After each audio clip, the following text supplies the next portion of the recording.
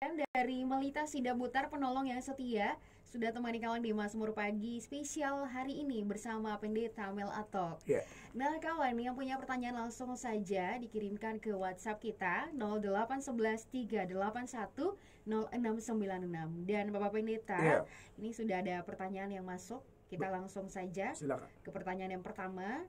Ada Ibu Silvi di Lasiana. Ya, bagaimana Ibu Silvi? Pertanyaannya tentang Alkitab, bagaimana cara kita membaca Alkitab? Apakah butuh pengakuan dosa untuk membaca Alkitab? Dan dari mana kita harus memulai membaca? Apakah dari perjanjian baru atau dari perjanjian lama? Mohon penjelasan. Ibu Silvi di Lasiana bertanya tentang bagaimana cara membaca Alkitab. Ya, saudara-saudara yang diberkati oleh Tuhan Yesus Kristus, Alkitab yang dipercaya oleh orang Kristen sebagai kitab suci atau firman Allah ini memang benar-benar firman Allah dari Kejadian sampai Wahyu, ya. Dan saya yakin sekali bahwa iman kita ini kan bertumbuh dari firman Allah, ya. Roma 10 ayat 17 mengatakan bahwa iman bertumbuh dari pendengaran dan pendengaran akan firman Kristus. Itu iman bertumbuh dari situ. Dan kalau orang baca ayat itu, ada beberapa orang yang protes dan berkata, iya Pak, itu kan mendengar, bukan membaca. Yang dipersoalkan sekarang adalah membaca. Oh iya, kalau mendengar ada ayatnya, membaca juga ada ayatnya. Kita bandingkan ya dengan pesannya Paulus kepada Timotius, dan saya yakin ini bagi kita semua juga berlaku sampai sekarang. Dikatakan demikian dalam 1 Timotius 4 ayat 13.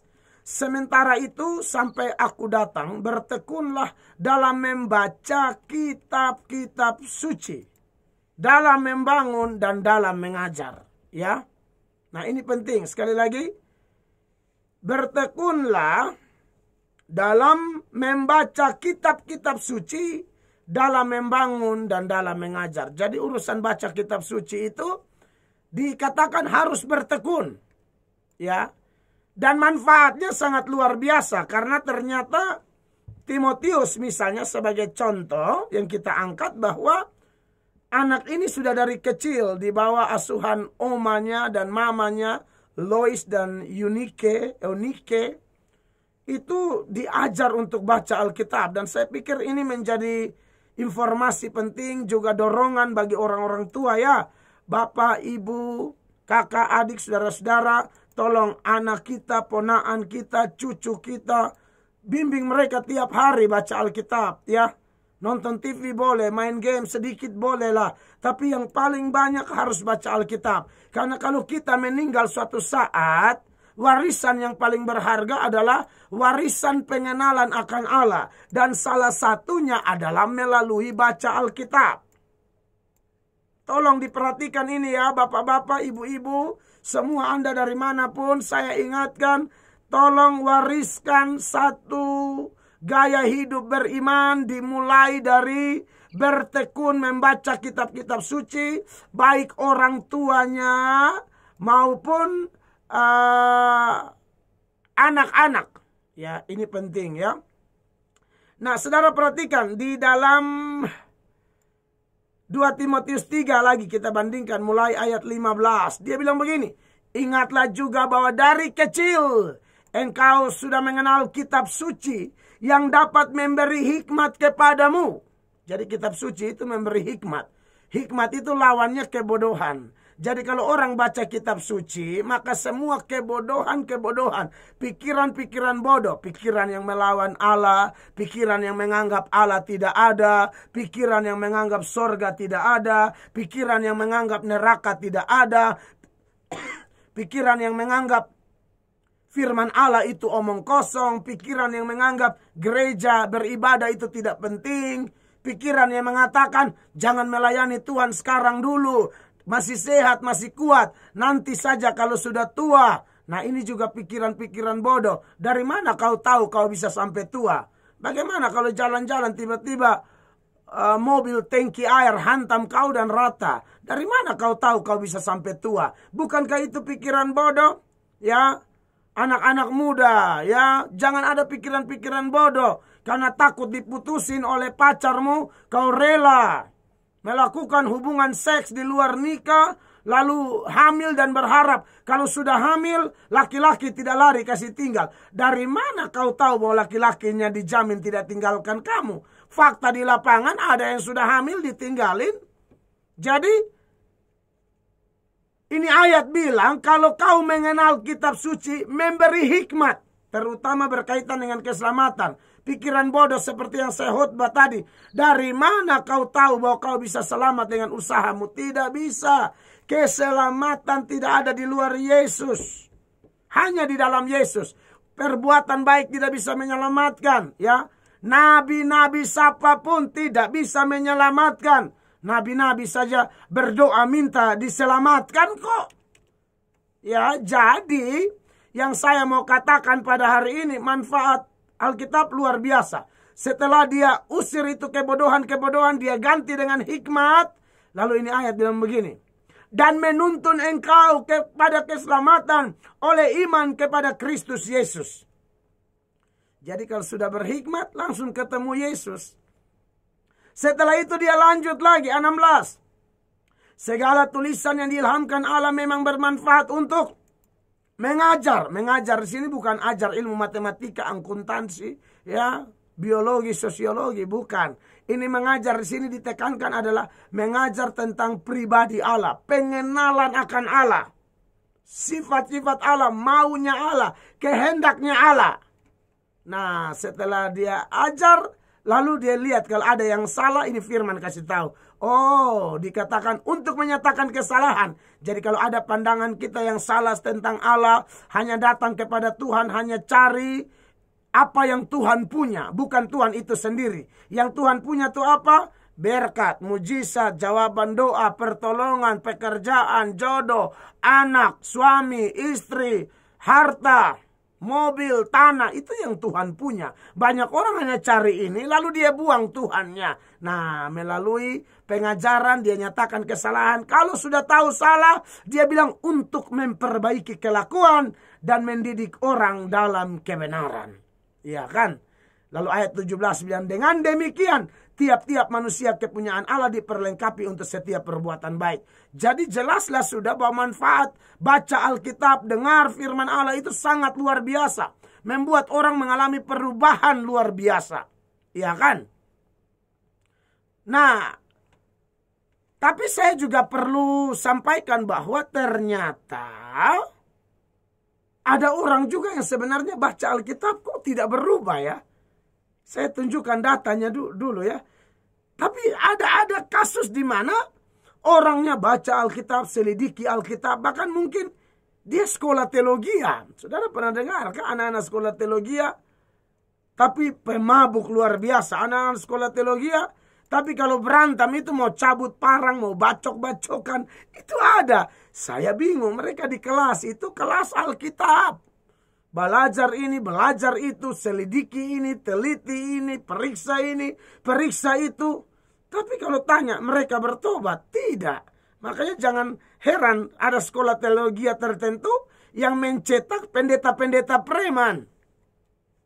Pendeta-pendeta pemabuk yang pimpin pemuda minum mabuk lalu berkata, minum-minum dari sekarang karena di surga sudah tidak ada lagi bir campur anggur ya. Sepia apa kita minuman di entertain? Sopia ya. Di Manado sana cap tikus sudah tidak ada lagi, hantam memang. Supaya nanti di surga kita sudah tidak rasa lagi. Saudara, dari mana kau tahu dari mana kau tahu kau ke surga? Ya, pendeta pemabuk tidak bertobat begini, peminum nakal. Saya khotbah di satu kampung, pendetanya tersinggung dengan jemaat, ambil parang kejar jemaat di salah satu desa. Saya bilang, bisakah saya ketemu dengan pendeta itu? Kita cerita-cerita dulu. Kita ini nakal baru jadi pendeta. Ini pendeta jadi pendeta baru nakal. Waduh, saya mau share dulu. Ini sebenarnya posisi yang benar bagaimana? Nakal berubah menjadi pendeta atau pendeta nakal? Begitu loh, jahat. Saudara perhatikan nih. Yohanes pasal 5 mulai ayat 39. Kamu menyelidiki kitab-kitab suci, sebab kamu menyangka bahwa olehnya kamu mempunyai hidup yang kekal. Tetapi walaupun kitab-kitab suci itu memberi kesaksian tentang aku, ini masalahnya ayat 40. Namun kamu tidak mau datang kepadaku untuk memperoleh hidup itu. Nah, ini dia. Orang baca Alkitab tidak berubah, bahkan tidak masuk surga, karena periksa Alkitab, selidiki Alkitab, tapi tidak menerima Yesus sebagai Tuhan dan Juru Selamat, tetap ke neraka. Nah, makanya Ibu Selvi dari Lasiana bertanya, kalau begitu Pak, baca yang benar bagaimana? Yang pertama Ibu, memang betul kita harus baca dengan meminta ampun dosa.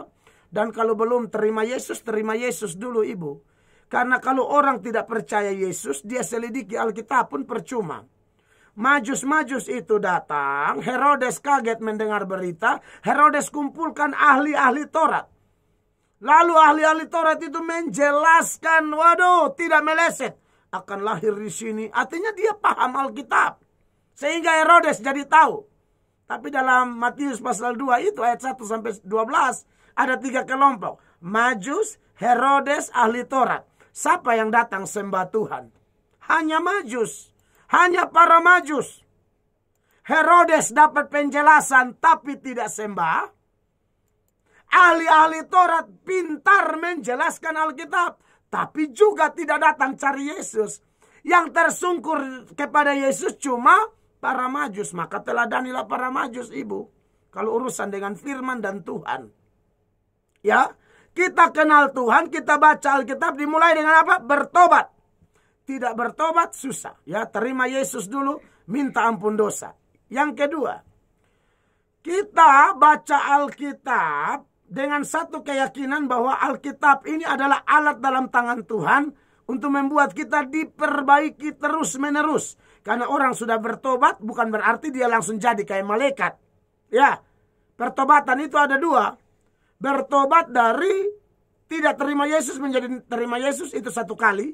Tapi bertobat dari sifat-sifat, karakter-karakter, kebiasaan-kebiasaan yang tidak sesuai firman, yang selalu menjadi batu sandungan, selalu mempermalukan Tuhan itu. Nah, dengan baca Alkitab kita minta hal kedua, Tuhan, rubah aku melalui kebenaran ini. Dan yang ketiga, baca Alkitab harus minta Tuhan, bilang begini, Tuhan, hamba, yang pertama minta ampun dosa, minta perubahan. Yang ketiga, hamba mau melakukan firman. Begitu. Banyak orang baca Alkitab tapi hidup tidak berubah. Karena hanya baca tapi tidak ada kemauan mentaati. Maka mintalah kepada Tuhan, bilang sama Tuhan, saya baca, saya mau melakukan. Jadi kalau baca, ampunilah sesama. Lakukan, ampuni sesama. Baca ketemu, ingat, kuduskan hari Sabat. Langsung lakukan. Buang dosa-dosa, betul buang dosa. Begitu, itu baru baca Alkitab dengan firman. Makanya Anda jangan heran, banyak gereja, jemaat, pergi ke gereja dengan dosa, pulang tambah berdosa. Pergi dengan kotor, jahat, pulang tambah jahat. Karena dia pergi ke gereja, dia pikir hanya rutinitas hari Minggu. Hanya pergi untuk menyelesaikan liturgi, tata cara. Tidak ada kesiapan berubah. Makanya yang selingkuh tetap selingkuh. Bahkan ada majelis yang berselingkuh. Pendeta juga selingkuh dengan jemaat. Karena pendetanya juga mungkin hanya cari makan di gereja. Ini sebagai lahan cari uang. Jadi tidak ada niat. Berarti pendeta juga belajar Alkitab mungkin. Ya, yang bersinah tetap bersinah, tipu tetap tipu. Ya, gara-gara tidak siap melakukan. Oleh karena itu, ya, kita harus berdoa minta itu ya. Soal baca bagaimana yang bagus, kalau saya sarankan baca berurutan dari Kejadian sampai Wahyu. Tapi kalau supaya jangan bosan, Ibu, tiap hari itu baca Alkitab. Kalau malam perjanjian lama, pagi perjanjian baru. Aduh, itu bagus sekali ya, saling melengkapi. Itu dari saya. Tuhan memberkati. Terima kasih untuk jawabannya Bapak Pendeta. Ya. Kita lanjut lagi ke